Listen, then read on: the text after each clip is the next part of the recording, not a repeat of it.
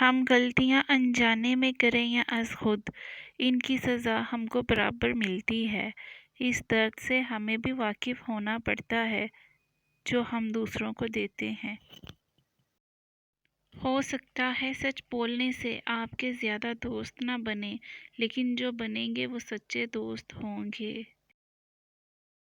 جب ایک عورت بے پردہ ہو کر نکلتی ہے تو عزت کی نگاہ سے اسے کون دیکھتا ہے؟ جب فرشتے ہی لعنت کر دیں، پھر انسان کے اندر تو شیطان ہے۔ خود ہی اندازہ فرمائیں کس کس کی گندی سوچوں کا محور بنتی ہے۔ اگر آپ کو ذلیل ہونے کا شوق ہے تو یک طرفہ محبت کر لیں، اور مزید شوق ہے تو اظہار بھی کر ڈالیں۔ علم بے عمل ایک آزار ہے، اور عمل بغیر اخلاق بیکار ہے۔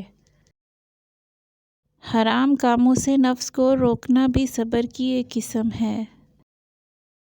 بخشش کا کمال یہ ہے کہ جو چیز کسی کو دینی ہو جلدی سے اسے دے دی جائے، انتظار میں نہ رکھا جائے۔ اس دنیا میں اصلاح کرنا آخرت کی رسوائی سے کہیں بہتر ہے۔ ہوشیاری اس کا نام ہے کہ انسان اپنے تجربے کو محفوظ رکھے اور اس کے مطابق کام کرے۔ موت ایک بے خبر ساتھی ہے۔ برا آدمی کسی کے ساتھ نیک گمان نہیں رکھتا، کیوں نہ کہ وہ ہر ایک کو اپنے جیسا خیال کرتا ہے۔ کچھ لوگ آپ سے اتنی ہی محبت کرتے ہیں جتنا وہ آپ کو استعمال کر سکتے ہیں۔ جہاں ان کا مفاد ختم ہو، وہاں ان کی محبت بھی ختم ہو جاتی ہے۔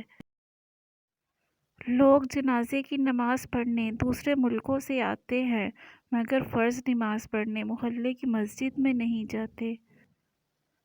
فکر نہ کریں، لوگ بھول جائیں مگر اللہ نہیں بھولتا آپ کی نیکی نہ لوگوں کی زیادتی۔ رشتے اور شیشے دونوں ہی انسانی غفلت سے ٹوٹتے ہیں۔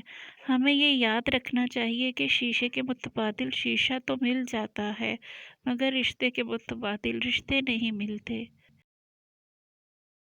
اور بعض اوقات دعا کرتے وقت میرے پاس رب کا شکر ادا کرنے کے علاوہ کچھ نہیں ہوتا۔